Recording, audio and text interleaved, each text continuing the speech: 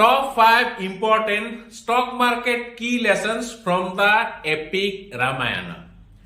ৰামায়ণৰ পৰা আমি 5টা কি ইম্পৰ্টেন্ট শিক্ষা ল'ব পাৰো তাকে আজি আমি আলোচনা কৰিবলৈ গৈ আছো।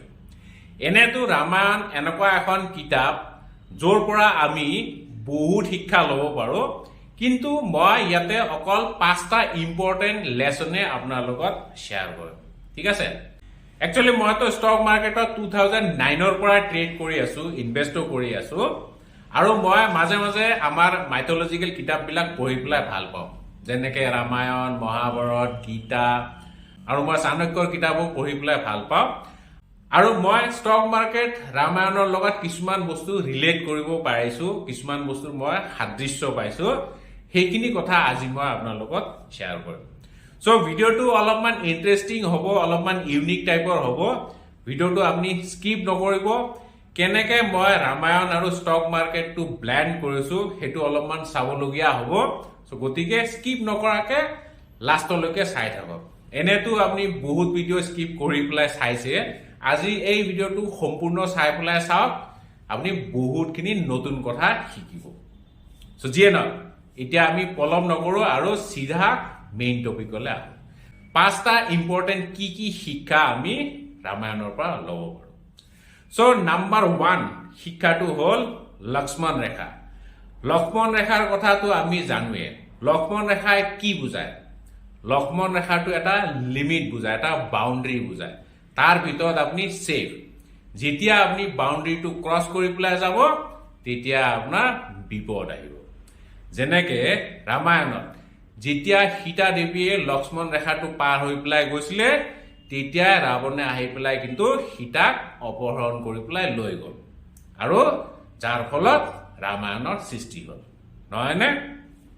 সো ষ্টক মাৰ্কেটতো যেতিয়া আপুনি ইনভেস্ট কৰিব বা ট্ৰেডিং কৰিব, যেতিয়া আপুনি ফাইনেন্সিয়েল গ'ল সেট কৰিব, তেতিয়া কিন্তু নিজৰ লিমিটটো জানিব লাগিব। ঠিক আছে? আপুনি কিমানখিনি ৰিস্ক বা বিপদ সহ্য কৰিব পাৰে হেতু আপুনি জানিব লাগিব। সো হেতু আগে আপুনি সেট কৰি ল'ব যে মোৰ হাতত 1 লাখ ক্যাপিটেল আছে, মই ইয়াৰে 10,000 টকাহে ৰিস্ক ল'ব পাৰো, ইয়াতকে বেছি লছ মই বেয়াৰ কৰিব নোৱাৰো। সো একৰ্ডিংলি আপুনি ৰিস্ক মেনেজমেন্ট কৰিব লাগিব, মানি মেনেজমেন্ট কৰিব লাগিব। আপুনি ৰিস্ক ৰিৱাৰ্ড ৰেশিও চাই পেলাই ষ্টপ লছ লগাব লাগিব আৰু একৰ্ডিংলি ট্ৰেড কৰিব লাগিব। ঠিক আছে? আৰু ফাইনেন্সিয়েল গ'ল সেটিংতো আপুনি তেনেকে নিজৰ ফাইনেন্সিয়েল বাউণ্ডাৰীটো জানিব লাগিব যে মই ইমানখিনি আয় কৰিব পাৰো, মোৰ খাদ্য ইমানে, গতিকে ইয়াতকে বেছি যদি মই ব্যয় কৰো, খৰচ কৰো, তেতিয়াহ'লে মোৰ বিপদ আহিব। গতিকে ফাইনেন্সিয়েল গ'ল সেটিঙে হওক বা ট্ৰেডিঙে হওক, নিজৰ বাউণ্ডাৰী বা নিজৰ লক্ষ্মণ ৰেখাটো আপুনি জানি ল'ব লাগিব। ঠিক আছে? সো এইটো হ'ল নাম্বাৰ 1 পইণ্ট। দ্বিতীয় পইণ্টটো আৰু অলপমান ইন্টাৰেষ্টিং হয়। সদায় আপুনি প্ৰলোভনমূলক বা অত্যাধিক ৰিটাৰ্ণ বা লাভালাভ দিয়া পলিচিবিলাকৰ পৰা আঁতৰি থাকিব। আজিকালিতো ছ'চিয়েল মিডিয়াৰ জামানা, আমি সদায় স্ক্ৰীনশ্বটবিলাক চাই থাকো ইনষ্টাগ্ৰাম, ফেচবুক বা ইউটিউবত। আজি আমুকে ইমান 1000 টকা ঘটিলে ষ্টক মাৰ্কেটৰ পৰা, ইমান লাখ টকা ঘটিলে। সো সেইবিলাক আপুনি নাচাব। ৰামায়ণত কি হৈছিলে? যেতিয়া মৰিষা ৰাক্ষসটোৱে সোণৰ পহু ৰূপ ধাৰণ কৰি পেলাই সীতাৰ সন্মুখত আহিছিলে, সীতা দেৱীয়ে কিন্তু প্ৰলোভনৰ বন্দী হৈছিলে, নহয়নে?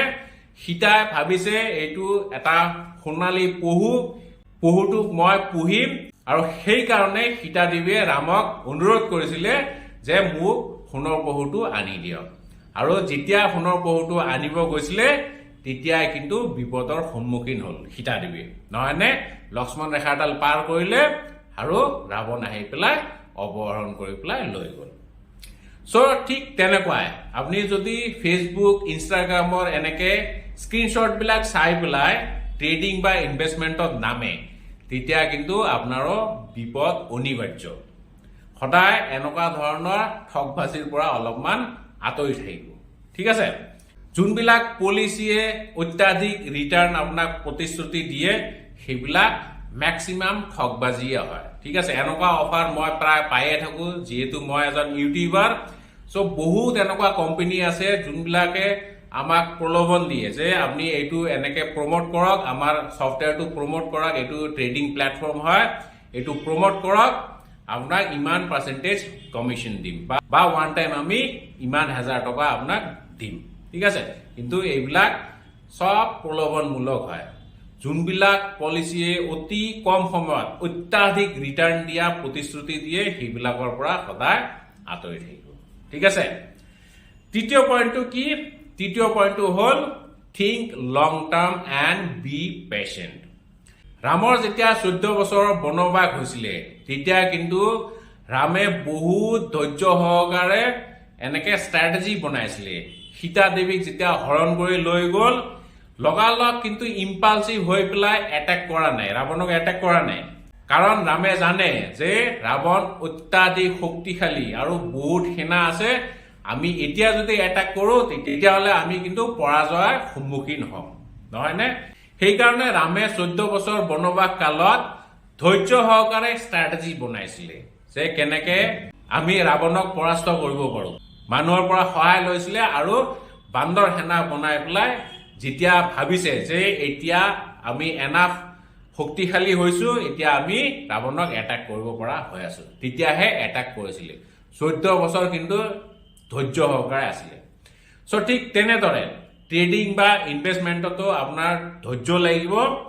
আপুনি কেতিয়াও ইমিডিয়েটলি অতি সোনকালে পইচা ঘটিব নোৱাৰে।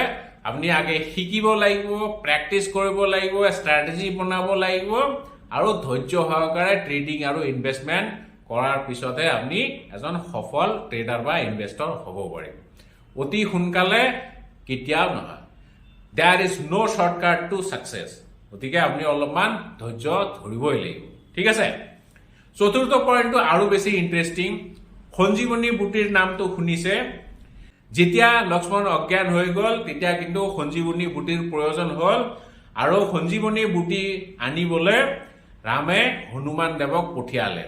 কিন্তু হনুমান দেৱে সঞ্জীৱনী বুটি চিনি নাপায়। এতিয়া কি কৰিব? তেওঁ গোটেই পৰ্বতখনে উঠাই লৈ আহিলে, নহয়নে? তাত কোনটো সঞ্জীৱনী তেওঁ নাজানে। ঠিক তেনেকুৱা ষ্টক মাৰ্কেটতো কোনটো ষ্টকে আপোনাক লং টাৰ্মত ভাল ৰিটাৰ্ণ জেনেৰেট কৰি দিব সেইটো আপুনি আগতীয়াকে নাজানে। গতিকে আপুনি কি কৰিব লাগিব? এটা পৰ্টফলিঅ' বনাব লাগিব। 10টা 15টা ষ্টক লৈ পেলাই এটা পৰ্টফলিঅ' বনাওক। তাৰে ভিতৰত এটা দুটা ষ্টক আপোনাক সঞ্জীৱনীৰ নিচিনা ৰিটাৰ্ণ জেনেৰেট কৰি দিব। 2 টাইমছ 5 টাইমছ 10 টাইমছ 100 টাইমছ লৈকে ৰিটাৰ্ণ জেনেৰেট কৰি দিব পাৰে। আৰু কিছুমান ষ্টকে হয়তো আপোনাক নেগেটিভ ৰিটাৰ্ণ দিব, কিছুমানে হয়তো মাইনৰলি পজিটিভ ৰিটাৰ্ণ দিব পাৰে। চ' হনুমানে যেতিয়া জনা নাছিলে কোনটো সঞ্জীৱনী বুটি, গতিকে তেওঁ গোটেই পাহাৰখনে উঠাই লৈ আহিছিলে আৰু তাৰ পৰা কবিৰাজে সঞ্জীৱনী বুটিটো উঠাই লৈছিলে। চ' ইনভেষ্টমেণ্টৰ ক্ষেত্ৰতো সদায় তেনেকুৱাই আপুনি এটা পৰ্টফলিঅ' বনাব লাগিব। তাৰে ভিতৰত এটা দুটা বা 3টা ষ্টকে আপোনাক সঞ্জীৱনীৰ নিচিনা ৰিটাৰ্ণ জেনেৰেট কৰি দিব। ঠিক আছে, এণ্ড ফ'ৰ্থ পইণ্টটো কি? সদায় আপুনি এডভাইজৰ কেয়াৰফুলি চুজ কৰিব। কৈকেয়ীয়ে কি কৰিছিলে? কাৰ পৰা এডভাইচ লৈছিলে? মন্থৰাৰ পৰা এডভাইচ লৈছিলে। মন্থৰাই কি এডভাইচ দিছিলে? যে ৰাম লক্ষ্মণক বনবাসত পঠাই দিয়ক আৰু আপোনাৰ ল'ৰা ভাৰতক ৰাজ্যৰ সিংহাসনত বহাই দিয়ক। চ' কৈকেয়ীয়ে সেইটো কৰাৰ কাৰণেহে কিন্তু ৰামায়ণৰ সৃষ্টি হ'ল। যদি ৰামক বনবাসত পঠিয়াই নিদিলে হয় তেতিয়াহ'লে কিন্তু ৰামায়ণৰ সৃষ্টি নহ'ল হয়, নহয়নে? গতিকে সদায় আপুনি এডভাইজৰবিলাক কেয়াৰফুলি চুজ কৰিব, ভাল এডভাইজৰে চুজ কৰিব। যোনবিলাক এডভাইজৰে আপোনাক অতি কম সময়ত অধিক ৰিটাৰ্ণ দিয়াৰ প্ৰতিশ্ৰুতি দিব সেইবিলাক ঠগবাজি হ'ব পাৰে। ঠিক আছে, সেইবিলাক এডভাইজৰৰ পৰা আপুনি কিন্তু আঁতৰি থাকিব। And last but not the least, believe in your karma. কৰ্মক আপুনি বিশ্বাস কৰক, আপোনাৰ কৰ্মক আপুনি বিশ্বাস কৰক।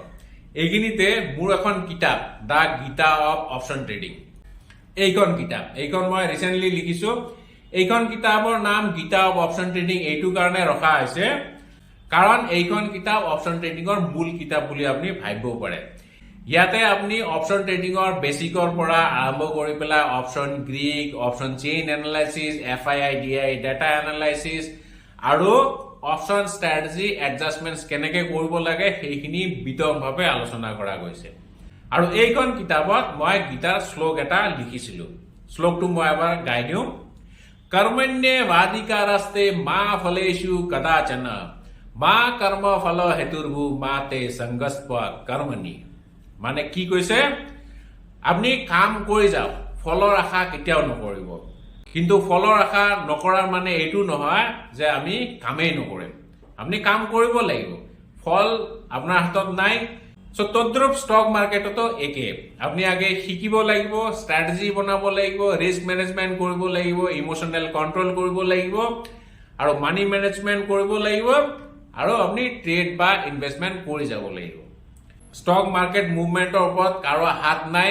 মাৰ্কেট নিজৰ ইচ্ছামতে চলিব আপনি মাৰ্কেটৰ মতেহে চলিব লাগিব সো আপোনাৰ হাতত কি আছে আপনি অকল ৰিস্ক ম্যানেজমেন্ট কৰিব পাৰে মানি ম্যানেজমেন্ট কৰিব পাৰে আৰু নিজৰ ইমোশনক কন্ট্ৰোল কৰিব পাৰে নহয় নে বাকিখিনি ৰিজাল্ট বা আপোনাক প্ৰফিট দিয়া দায়িত্ব কিন্তু মাৰ্কেটৰ সো ঠিক তেনেকুৱা আপুনি নিজৰ কাম কৰি যাব ফলৰ আশা নকৰিব কিন্তু ফলৰ আশা নকৰা মানে এইটো নহয় যে আপুনি ট্ৰেড কৰা বা ইনভেস্ট কৰা এৰি দিব আপুনি ভাল কাম কৰি যাওক এদিন নহয় এদিন আপুনি ভাল ফল পাব হেতু আপুনি বিশ্বাস ৰাখক সো যিয়ে নহওক আজি একচুয়ালি মই 5টা পয়েন্ট কম বুলিয়ে ভাবিছিলো কিন্তু মই 6টা ইম্পৰ্টেন্ট কি লেসনে আপোনাৰ লগত শেয়াৰ কৰিলো আৰু বহুত পয়েন্টস আছে গোটেইখিনি পয়েন্টসে মইতো বিৰাট ইন্টাৰেস্টিং পাইছো ইয়াৰে ভিতৰত আপুনি কোনটো পয়েন্ট সবতছে বেছি ইন্টাৰেস্টিং পাইছে প্লিজ কমেন্ট কৰি পেলাই মোক জনাব মই বিৰাটে ভাল পাম আৰু ভিডিওটো একেবাৰে শেষলৈকে চোৱাৰ বাবে অশেষ ধন্যবাদ আৰু জয় শ্ৰীৰাম